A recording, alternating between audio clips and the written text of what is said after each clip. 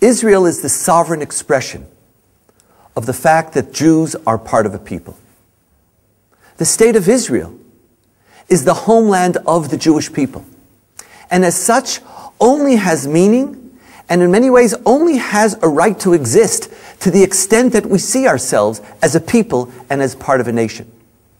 When we come to think about Israel, and we come to think about our relationship to Israel, therefore, we have to begin to think about what is the place of peoplehood and nationhood in our Jewish consciousness. Judaism as a religion is not just a system of faith. It's also a belonging to a people. What place does this peoplehood have in the modern Jewish consciousness? And what are some of the takeaways? What is the meaning to the individual Jew that being part of a people provides?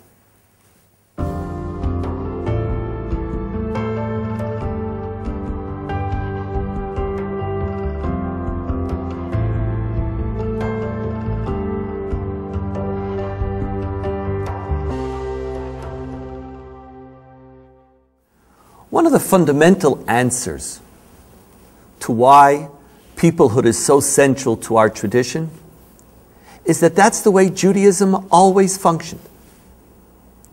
From its inception, Judaism saw itself not simply as a path of faith for the individual, but as a way of life for a community. This is what God says to Abraham when God says, Lech lecha, go forth from your father's land to your native land, to the land that I will show you. He doesn't say to him, and we'll have a great time. He says to him, and I will make of you a great nation. God says to Abraham, it's not about you. In many ways, you don't interest me. You are the conduit. You are the beginning of a multi-generational plan so that one day I will have my people. And when God speaks to Moses and says to Moses, we got to destroy this people after the sin of the golden calf. And God says we have to start all over again. God repeats the same words to Moses. God doesn't say, okay, and you and I will have a good time. God says to Moses, and I'll make of you a great nation. Judaism is about a way of life for a people. It's not about a way of life for an individual. This concept is so beautifully expressed in the rabbinic explanation of what did God really say to Moses when God says to Moses, go down. Go down because the Jewish people have sinned in the golden calf. When God says, go down, I have given you greatness only for the sake of the people. And now that they have sinned, what do I want of thee? God is saying, you and I, we had a great time here on the mountain. It was fine for me and it was fine for you, but that's not the plan. In our tradition, there is no place on the mountain for the individual. There is no place for individual redemption and individual nirvana. If the people aren't with us, then there is no Torah. Go down. And the rabbis in the Ethics of the Fathers, as you saw, reverse this. And instead of God saying it to Moses, now we have Moses saying it to God. Moses comes down with the Torah, and Moses says, I can't give the Jewish people this Torah. If I give them the Torah, it's going to cause the destruction of the Jewish people because they're worshiping idols. And in this Torah, it says anybody who worships idols will be put to death. Let the Torah be broken. Let me give back the Torah. Torah has no place unless it is embedded in a people. This core feature of our tradition, this core notion that God is our God and we are God's people as a people, has been one of the givens of our tradition. It's one of its pillars. It's almost as if you could say it's not Judaism without Jewish peoplehood. However, one of the challenges we face when we're thinking about this question is that the essence of the modern era is very often to overturn the pillars of the past. That which the past might have seemed or defined as self-evident, contemporary Jewry often feels it's their prerogative to redefine it.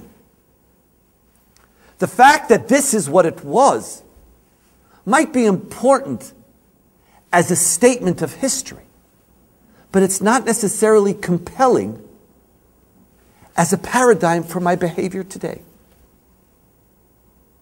In today's world, we're facing Jews and a Judaism which is increasingly not traveling through the prism of peoplehood, where Jews see the primary experience of their Jewish life as a private one, an individual one, a personal one.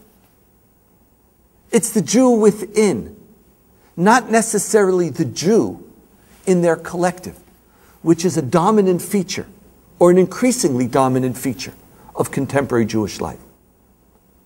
Much of the resurgence of spirituality, of Kabbalah, emphasizes and speaks to that which is private and personal. And the communal is very often perceived as that place which I go to but is less significant and is less important. In today's world, the fact that peoplehood was essential for the past is not compelling enough to make it critical and necessary for the present. The only way we could continue to sustain this notion of Judaism as a religion which integrates faith and nationhood, faith and peoplehood in one, is if we could find takeaways, meanings, relevance, ways in which, by connecting to a people, my Jewish life is enriched. I can't argue anymore tradition. It's a song. I have to be relevant, and therefore peoplehood has to be relevant. What are some of the essential meanings and ideas that peoplehood provides to Jewish life? In answering that question, we can create new foundations for peoplehood in contemporary Jewish life. There are four key takeaways, four key ideas and ways in which Judaism as a system embedded in the context of a nation and a people enriches Jewish life. Many of them have particular significance precisely in today's generation and in today's reality. The first is that the notion of being part of a people is what provides an individual with a past. It's through a people that you acquire a memory. As we studied, it's by being a part of a people that you say, every Jew must see themselves as if they came out of Egypt. To belong to a people is to recognize that you're not a 21st century phenomenon.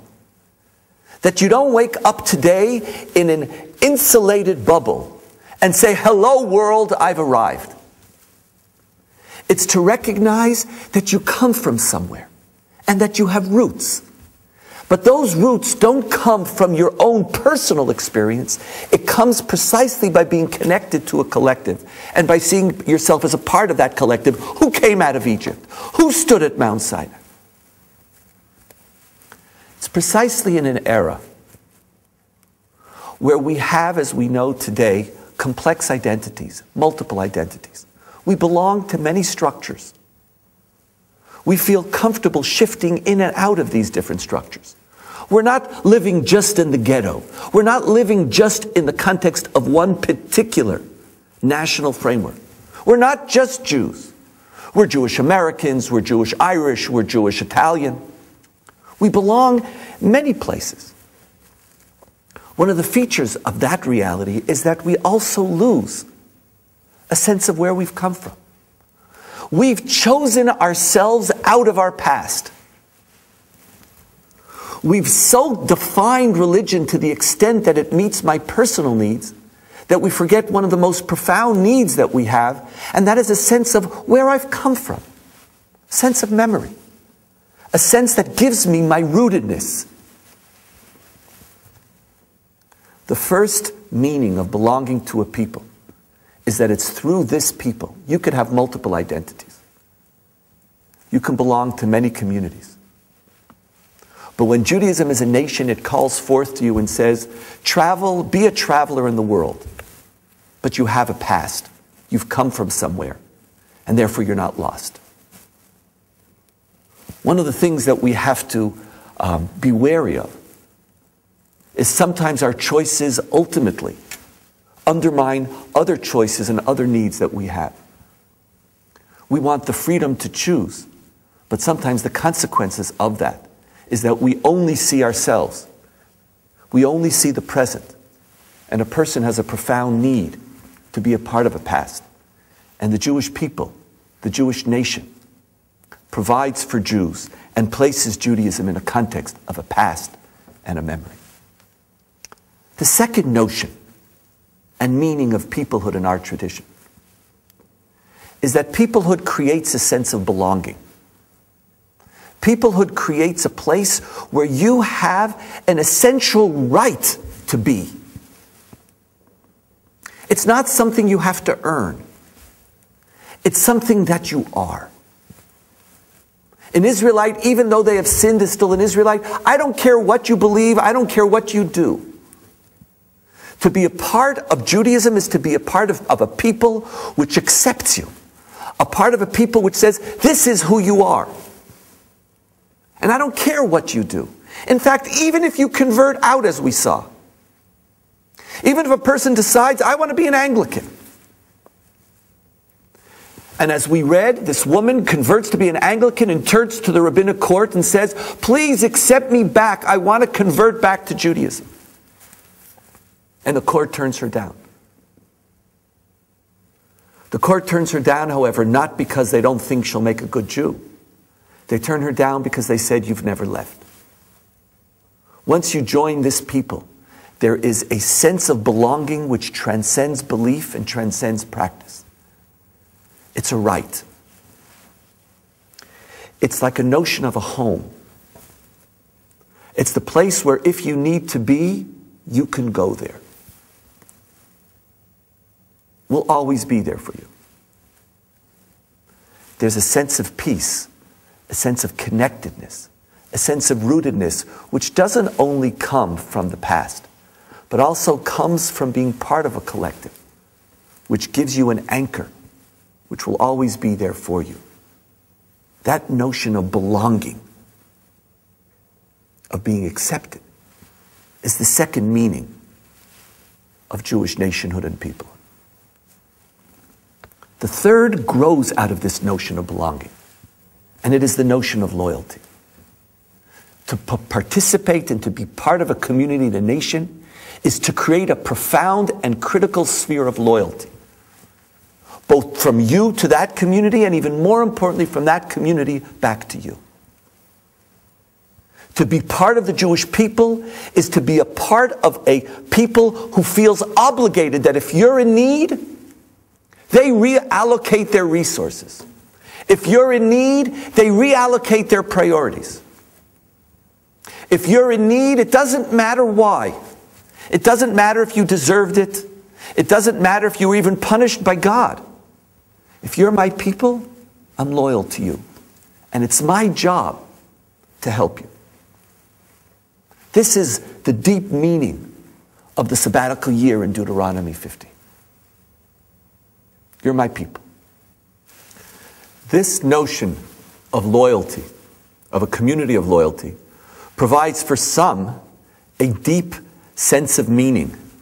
For others, it is actually one of the more alienating experiences and one of the reasons why they don't want to be part of Jewish peoplehood and Jewish nationhood. They don't want to feel claimed by, and they don't feel comfortable that a particular community claims them. Under this notion, we really aren't or shouldn't be parts of nations, which ultimately leads to war and leads to racism. We should be connected to the community of humankind. This is a powerful and compelling argument, but it's one which most communities, including the Jewish community, most nations, including the Jewish nation, reject. Think for a moment about the United States. The United States is debating the issue of universal health coverage. But we all know it's really not universal health coverage. The issue is it's universal health coverage for citizens of the United States. Every community functions under the self-evident notion that it allocates its resources, first and foremost, to the members of its community and its nation. The most nuclear community, the family, is the most self-evident one. Parents have greater responsibilities to children. Children have greater responsibilities to parents and to siblings. The issue is that very often we're presented with a dichotomy, as if I have a sense of national or collective communal loyalty, I'm somehow going to forget my loyalty to the world. That dichotomy is a false one. No individual community can exhaust your sense of responsibility, because you also belong to the community of humankind. At issue is not whether your community breaks your relationship with the world, breaks your sense of responsibility to overcome evil or hardship or poverty or suffering wherever they may be. The central question is whether you allow your notion of a loyalty to the world to undermine your notion of a loyalty to a particular community. In the Jewish community, Judaism as a nation, just like every other nation, creates a fundamental sphere of loyalty, concern, and responsibility, which doesn't undermine the relationship with the world, but also cannot be undermined by it. And precisely by knowing that it's there, and precisely by knowing that you could count on it, creates a profound and important sense of meaning and connection. The fourth and final one is that it's within the context of a community that Jews define their vision of themselves. When Judaism asked, what does it mean to be a human being? When Judaism says, what do I want from you? When it asked for a Jew to look at themselves, it's within the context of a community that Judaism created a dramatic vision of great aspirations. Jews, we look to Jews and we say, you shall be unto me a kingdom of priests and a holy nation. When I look at you, I don't see you, Stephen. I don't see you, Susan. I don't see an individual with pluses and minuses. I see you as a member of a people who is supposed to walk through history and transform history. And by being a member of that community, you become larger than yourself. You buy into a tradition of expectation. You buy into a tradition which expects greatness. To be a Jew and to be mediocre is a contradiction in terms. That doesn't come simply from your sense of self. That's part of our tradition. When you buy into this community, you buy into a vision, you buy into a mission, you buy into an agenda for yourself and for the world. An agenda which places you as an individual who must aspire, who must take responsibility, who must work, who must be more. Who must be more. To be more, to recognize that you need to be more, is what Jews learn from being part of a community. We don't learn it by virtue of our own individual reality. We inherit it because this is the language through which our people saw ourselves. This notion of Judaism as a religion and a nation is most beautifully expressed in the book of Ruth, in what ultimately becomes the process of conversion for anybody wanting to join this tradition. Someone who wants to convert must first say, your people are my people, before they can say, your God is my God. Whether you are born Jewish or whether you convert to Judaism, you have to enter this tradition through a people. And the convert who converts to this tradition, joins not at this moment. They join the past. They join through Abraham. And through Abraham, who is Av Hamon Goyim, who's the father of a multitude of nations, gives you a story. And through Abraham, you yourself then go through Egypt. Very often it is precisely through a process of how one joins that you understand the deepest way in which a tradition understood itself. When you join, it's not about you and God. It's not about how you feel. It must first be whether you recognize that you are part of a people. And it is through that people that you have a past and that you have roots. It's through that people that you have an inalienable right to belong. You have a sense of coming from somewhere. And so as you travel, there's always a place which is your home. It's through that people that you are called and claimed, and where others feel claimed by you. And finally, it is through that people that you walk through life with a vision larger than yourself, and that you acquire a notion of the individual as an individual of excellence. This is what Judaism as a religion and a nation means. This is what Judaism as a religion and a nation could provide and could enrich contemporary Jewish life. You can pick to be an individual, but in doing so, you're moving outside of the way Judaism spoke about itself for 2,000 years. But far more importantly, you're losing profound meaning and a profound benefit and a profound inspiration that community provides to Jewish life.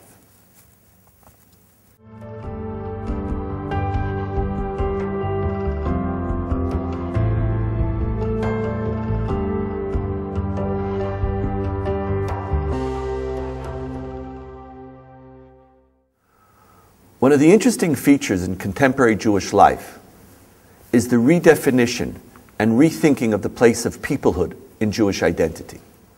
To what extent does the national identity, to what extent is a collective identity still as essential a feature of what Judaism means and what Jewish life is about as it was in the past? I'm sitting here today with Dr. Yehuda Kurtzer. It's clear that Jewish peoplehood was an essential feature of the way Jews understood themselves in the past. But part of the modern experiment is to rethink that whole process. In many ways, the modern experiment is to redefine that which was self-evident in the past and to create new meanings for Judaism. Why can't we reimagine a Judaism without peoplehood at its center? There's no question that modern Judaism allows us to innovate in ways that have been unprecedented in the Jewish past. We have many more tools at our disposal to bring back things that are marginal, to do things differently and to do things better. But we can't allow in that process of innovation and change and modernity to reject the core experiences of what is meant to be Jewish. And one of the core experiences, the stories that are told in our tradition, the pieces that we've inherited, what has defined Judaism until the present, has included at its center the experience of living as a people, of being a nation. And even though that has meant at times a nation in one place, and at other times a nation spread all over the world, there's no question that that national experience, that experience of peoplehood, has been central to the Jewish experience until the present. Would you be willing to go so far as to say that without the notion of peoplehood, it's not Judaism?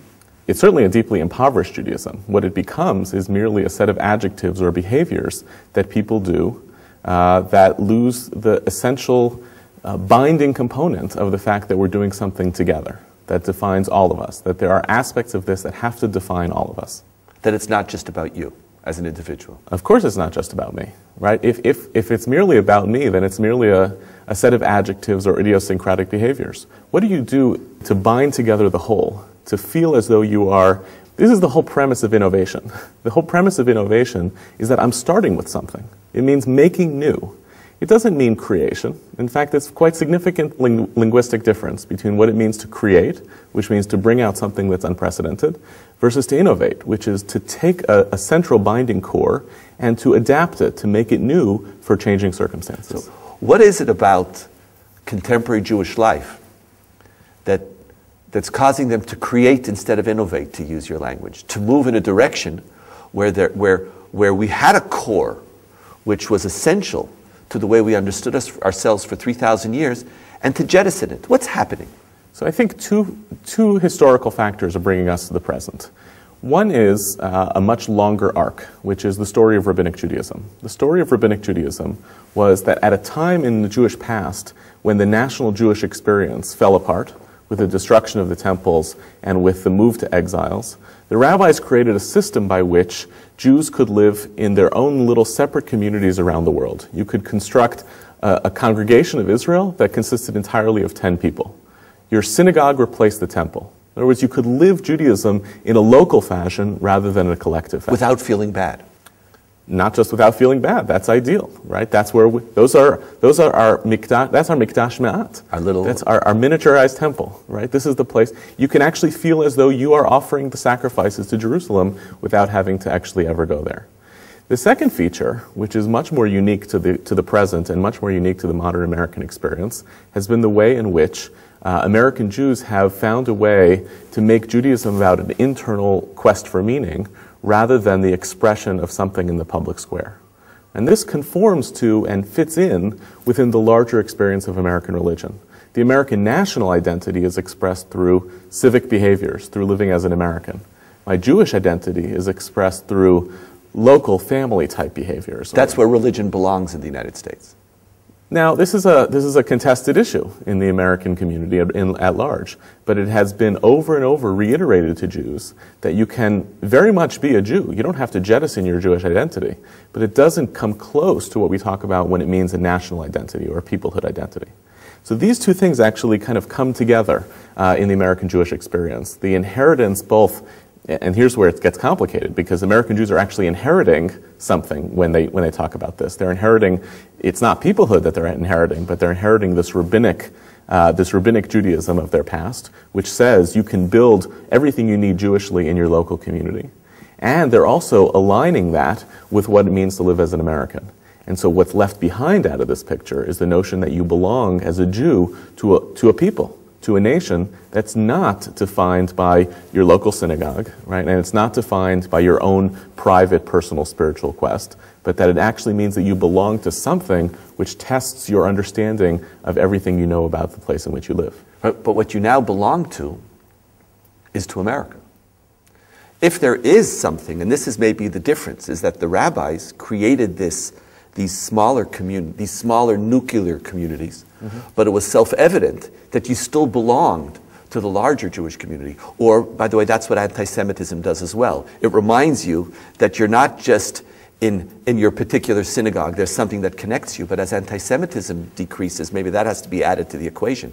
What you've done is America provides for you, the United States, Canada, countries where you feel completely at home, in particular in Western Europe, where there you're part of that nation, and then you become that type of citizen. Like the Jews said to Napoleon, we are Frenchmen of Jewish persuasion. So I now have a new nation. Look, I mean, first of all, you're not going to get a disagreement with me. I'm an American Jew, and that actually means something quite significant to me. It's quite significant to me that my grandfather fought in World War II on behalf of the United States, earned a Purple Heart in France. It's quite significant to me to have that feature of my past, and for that to be a core narrative experience. But again, it goes to the question of thickness and thinness, right? I value and I validate the components of what it means to be an American Jew. And I also value and validate the national identity I have as an American. But I'm very much aware in that process that if I make Judaism entirely about the local features of my identity, right, these adjectives that describe me, the things that I can do in my household with my children, in my synagogue, rather than the aspiration to actually belong as well to Jewish nation, I miss a major feature of what it has meant to be Jewish for quite some time. But the problem is that if I didn't have another national identity, then I can understand the point. You're you're living a life without some of the connections which being part of a people gives you, the memory, the values, the language, the sense of loyalty, responsibility. But I have that. I have that in the United States. I do feel a part of a nation. And it's precisely my feelings about the Jewish nation which are getting in the way. Because the Jewish community says to me, ignore your other national identities. Give priority to this one. One of the claims why Israel has to have priority in your life is that this is your people. And someone says, it's not my people. I've replaced it. I've come home. I'm now at home in the United States. And home in the United States is not just home in that country. I'm at home in this national identity. What do I need that Jewish identity for? And the feeling very often is that it creates exclusion, it creates a priority where it shouldn't be. Sometimes the languages, sometimes it creates a racist or a biased notion. I worry more about when Jews are in trouble than other people are in trouble. And part of that whole move is to say, I don't want that old Jewish story. That's a ghetto story. I have a better story now. Why not celebrate that? Celebrate your American identity as a people and give up your Jewish people. Right, and this is the simplistic move that I think is dominating the American Jewish conversation about Israel, which is that by necessity, I have to choose one or the other. That either I can be a universalist, which means that I care primarily about the people of the world, or I can be a particularist, which is I care primarily about my family. And the human experience is so much more complicated than that. We make this claim about ourselves when it comes to talking about our people as the people of Israel, when we do this all the time with respect to our families. We would, of course, give them, you're allowed to do that. You're allowed to say that. That's a completely legitimate human impulse and a human instinct.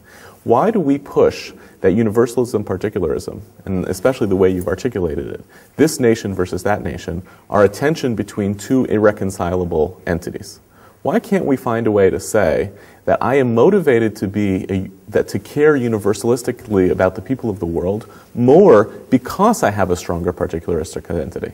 Because I care about my family, my community, right? We talk about these rising spheres of obligation. My family, my community, my nation, my people, and therefore the nations of the world. Is it possible that we could find a way in which to articulate all of these values as interconnected with each other rather than merely in conflict with one another? So would you say the move that's so prevalent today amongst younger generations, where you translate tikkun olam, the repairing of the world, that as Jews, my responsibility is a responsibility to the world, and that I do my Jewish identity not just when I am loyal to my people, but when I'm also loyal to the other identities that I have. I have a family, I have my community, I have my city, I have my state, I have my country, I have my nation, I have my people, and I am also part of the people of the world. Those complex identities have to find a way to balance each other. And the move to emphasize today, tikkun olam, social action projects, etc., is that a reflection of that type of balance that you're talking about? Well, here's the irony. Or is that getting it wrong? Here's the irony about this whole move towards tikkun olam, towards repairing the world, towards acting in the world, oftentimes in places in which there are no Jews to be found. The irony of that move within the American Jewish community is that almost all of the organizations that are working on this have at the same time dramatically ramped up their Jewish education efforts and their attempts to make the claim that this stuff of tikkun olam is precisely routed through the Jewish tradition. It's precisely routed through the sense of core Jewish obligations. They have not left behind the notion that this has to kind of come essentially from core Jewish narratives and core Jewish experiences. So our challenge is to put peoplehood back at the center of what we call the core Jewish narratives and Jewish experiences. So that, again, tikkun olam and working in the world are not a means of rejecting the core experiences of Jewishness, but a full articulation of Jewishness. So it's like the notion that I have to go to that I can only help in those places where there's not a single Jew is almost an overreaction? I think it's an overreaction and an oversimplification of what the essence of tikkun olam is about, of what it means to live as a Jew in the world. And that is to be a member of the Jewish people and a member of the world. And as being a member of the Jewish people, I am both loyal to the Jewish people and I have a system of values which obligates me to be a part of that world. I don't have to choose. The classic misunderstanding of what chosenness means in the Bible is that Jews are somehow designated as other and therefore a protected class. When classically what chosenness meant was the ability, by virtue of being one people, by virtue of having a shared collective identity, and then on top of that collective identity was a covenant, was that Jews were supposed to be actors in the world. That Jews were supposed to be carrying out a particular kind of mission. What peoplehood allows us to do is to be better than ourselves. Right? To say, it's one thing to have a local particular identity, Jewishness in my home, Jewishness in my family, even Jewishness in my synagogue. But what possibilities are we closing off when we say that that's the be-all and end-all of what it means to be Jewish? What do we lose in the process by not having the collective identity which allows us to aspire together to achieve something much more dramatic? Let's think about that a moment, because here we come to an additional deep critique on collective identity and peoplehood. And that is that it doesn't enable me to do more. You're saying that by peoplehood I'm able to imagine something much more dramatic, something much more significant from myself. But very often it is precisely the collective which seems to be the domain of the mediocre. And that real meaning comes from my private Jewish experience. And as a result, the search for meaning moves me outside of the collective. That may be the consequence of a kind of pluralism, for instance, in the American Jewish community, which sometimes makes us diminish ourselves in order to live together with each other. It's not an aspirational collectivity, right? What you're describing is a mediocrity that stems from a sense of, I can do everything very well on my own, but then when I come together with you, I have to saw off the sharp edges, right? Saw off the aspirational visions of the things that I care about most in order to live and to cohabit together with you. That's almost the American model of the public domain. It's interesting. That's right. Jewish institutions, in that sense, are mirroring the notion of what values are allowed in the collective space as well in the United States. That's right. It's the establishment clause of religion, right? Establishment is neither, you're not allowed to establish religion in the public sphere, but you're also not allowed to prohibit religion from being enacted in other places. No, what I mean is that when we come we together err on a certain side of and that. when we come together, we That's try right. to find that which we could sort of all hold in common. So the collective Jewish institutions are taking the diverse aspirations of the Jewish community and finding, what would you call it, a lowest common denominator? Exactly, right. Let me give you a metaphor on Jewish peoplehood, right? When we talk about Jewish peoplehood and the conversations that dominate the Jewish community on peoplehood, I'll give you the metaphor as a sack of marbles. When we talk about peoplehood, what oftentimes researchers try to do is to say, the Jewish people are essentially a bag of marbles that has dispersed over the floor of a big room. What do we have in common? You know, now that there's one marble over there and one marble over there, and this one's still rolling, and this one has moved out of the room, what are the characteristics that define this collective now that this people has been completely dispersed? That's what your lowest common denominator produces, because they don't belong to the same class. They've become so vastly different that in order to bind them together with each other, I have to come to very reductive definitions of a collective. The peoplehood that I think we're talking about is actually quite different, which is to say, what held the marbles together before they fell out of the bag? Right? What's at the source, right, of what it means to be a collective? And if I can name the characteristics that bind this group together as a whole before we just spread out all over the world, then the fact that I'm spread out means I'm capable of carrying out that initial core defining binding mission much better even than I was able to do in the mythic narrative past. Right? When we were all held together in one place, we may have had a mission, but when you're all held together, how do you actually carry out that mission? Right? When you're limited to one place or to one time or to one community, you may think that you're capable of achieving a tremendous amount in the world, but you're actually limited by time and space. The Jewish spread throughout the world, actually, we shouldn't interpret it to mean that we're no longer one thing. We shouldn't interpret it to mean that we don't have a collective identity, and we shouldn't interpret it to mean that we don't have a collective purpose. We should interpret it to mean that we're now capable of taking that shared collective meaning and purpose and translating it much more dramatically to achieve change, to achieve the vision that we were intended to produce. But the individual Jew who, in search of meaning, goes to the peoplehood institutions, belongs there for a while, might belong there for crisis, right. But when they're searching for meaning, they go, you know, as You know, the work of Arnie Eisen and Stephen Cohen. Who are we today? We're what? How do you define the Jewish? We're the Jew within. That's who we are. Even in the classic example of the Jew within, right? The notion of a personal quest for meaning, the cards are already played, which is that American Jews, the most individualized Jews, are constantly looking to the community for a certain kind of validation. We do already, even in the most individualized, personalized Judaisms, have places in which we enter the collective because we know that that collective is part of what defines us. Let's call it, for families, it's a Passover Seder, which is by far the most widely observed Jewish ritual in America. There are times in which we go back to one form of our collective. A second is the bar mitzvah, by far the most widely observed public ritual by American Jews. We know, even if bar mitzvah is merely a stepping stone on the way towards a personal search for meaning, that the climactic moment is going to take place in a congregation, in a synagogue, in front of everybody we know. But we don't stay there. We leave. Well, we can have a conversation on why it is that the American Jewish institutions have not pushed hard enough about collective identity, have failed to push. How would we? Now, I would summarize the question in this way: peoplehood has been, as you said, a core feature, a boundary issue almost. It's been what it's meant to be a Jew. Jews touch it. But then they go back. And it's very hard. When community is the source of meaning, you can tell somebody, here, give up meaning for a greater meaning. But what would cause somebody to say, here, you have your meaning here in your private individual life?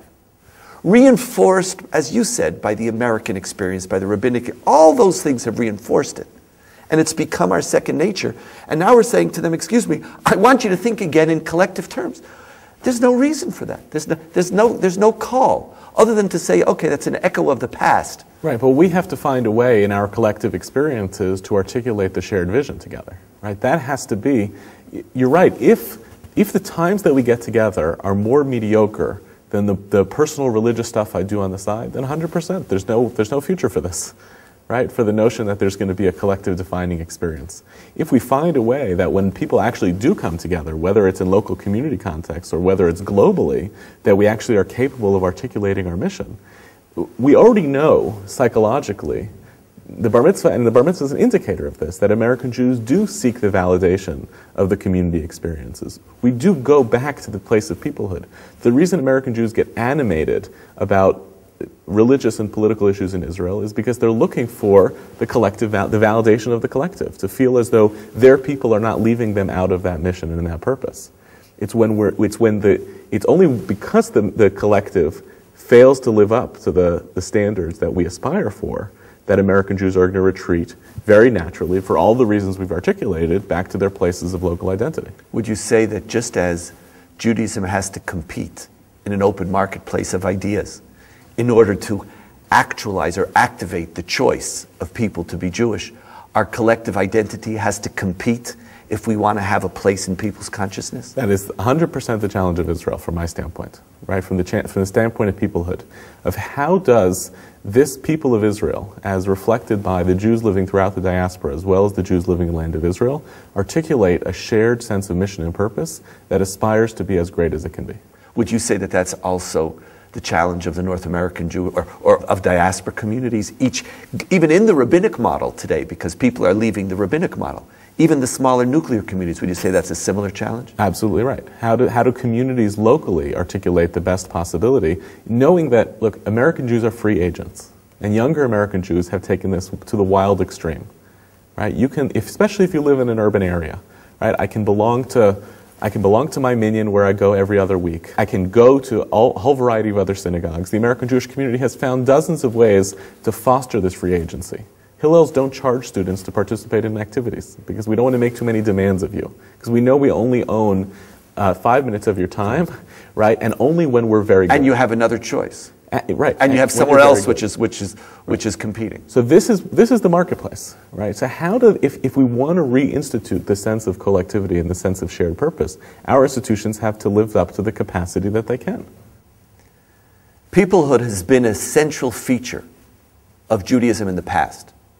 Our responsibility today is to make sure that it maintains that status. And it's going to maintain that status if we remove many of the superficial dichotomies between Jewish peoplehood and loyalty to the world, between a notion of commitment to the Jewish people and a recognition today that we have complex identities with multiple national identities. It will remain significant to the extent that people do not feel that a choice of loyalty to a people undermines their commitment to meaning. A Jewish peoplehood of aspiration and a Jewish peoplehood of ideas, which integrates both the search for meaning, a connection to a people, and a connection to the world, will reposition Jewish peoplehood again at the center of Jewish life. Yehuda, thank you very much. Thank you.